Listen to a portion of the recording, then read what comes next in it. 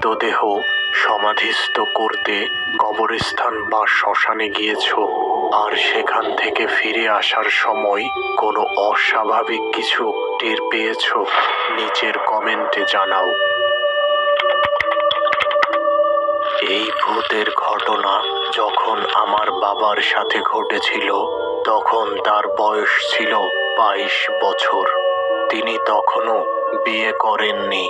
সেই সময় আমার বাবা সুতা দিয়ে গামছা তৈরি করতেন এবং সেই গামছাগুলো বাজারে বিক্রি করে বেশ কিছুটা টাকা উপার্জন করতেন।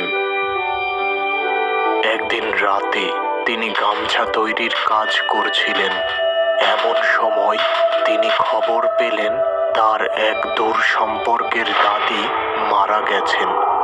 বাবা তখন দ্রুত তার কাজ বন্ধ করে ওই দাদির বাড়ির উদ্দেশ্যে রওনা দিলেন। তিনি একাই রাতের বেলা প্রায় 2 কিলোমিটার রাস্তা হেঁটে ওই দাদির বাড়ি পৌঁছালেন। দাদির জানাজা ও তার কবর দেওয়ার কাজ শেষ করে আবার আমার বাবা একাই নিজ বাড়ির উদ্দেশ্যে রওনা দিলেন। রাত তখন প্রায় 1টার মতো হবে। রাস্তাতে আর কোনো মানুষজন ছিল না। বাবা একেবারে একদম একা হেঁটে চলেছেন নিজ বাড়ির দিকে।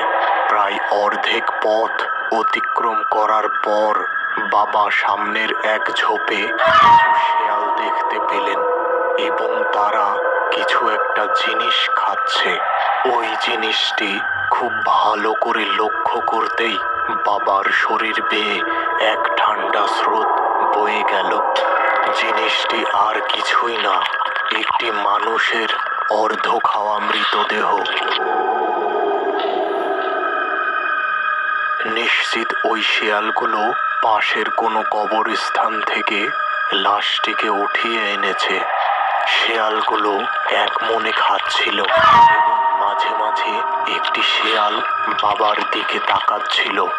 এই রাতের অন্ধকারে ওই শেয়ালের চোখগুলো আগুনের মতো জ্বলজ্বল করছিল।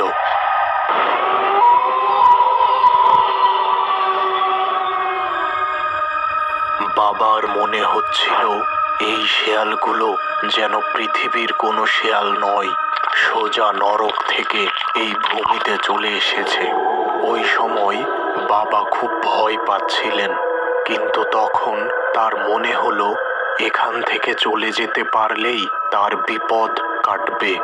তখন তিনি মনে কিছুটা সাহস সঞ্চার করে নিচ থেকে একটি গাছের ডাল হাতে নিয়ে আবার হাঁটা শুরু করলেন। কিছুটা পথ অতিক্রম করতেই এবার বাবা দেখলেন রাস্তার পাশের একটি গাছ হঠাৎ মাটিতে নুয়ে পড়ল। তখন আশেপাশে কোনো ঝোড়ো বাতাস ছিল না। খুব ভালো করে লক্ষ্য করতেই বাবা দেখলেন গাছটির উপর 2টি সাদা অবয়ব দাঁড়িয়ে আছে। বাবা এবার বুঝতে পারলেন আসলে তার সাথে কি হচ্ছে এবং ওই শেয়ালগুলো আসলে কি ছিল। ওই সময় আশেপাশে কোনো বাড়িঘর ছিল না যে তিনি চিৎকার করে মানুষের কাছে সাহায্য চাইবেন। তিনি এবার সিদ্ধান্ত নিলেন ওই নুয়ে পড়া গাছটির দিকের রাস্তা দিয়ে তিনি আর সামনে এগোবেন না। পাশের ছোট একটি রাস্তা দিয়ে তিনি তার বাড়ি যাবেন। তবে সমস্যা হলো এই ছোট রাস্তা দিয়ে তার বাড়ি যেতে হলে সামনে একটি ছোট খাল পাড়ি দিতে হবে। খালটি সম্পর্কে গ্রামের মানুষের মনে বিশেষ ভয় ছিল। তবে বাবা ওই খাল পাড়ি দিয়েই তার বাড়ি যাওয়ার সিদ্ধান্ত নিলেন।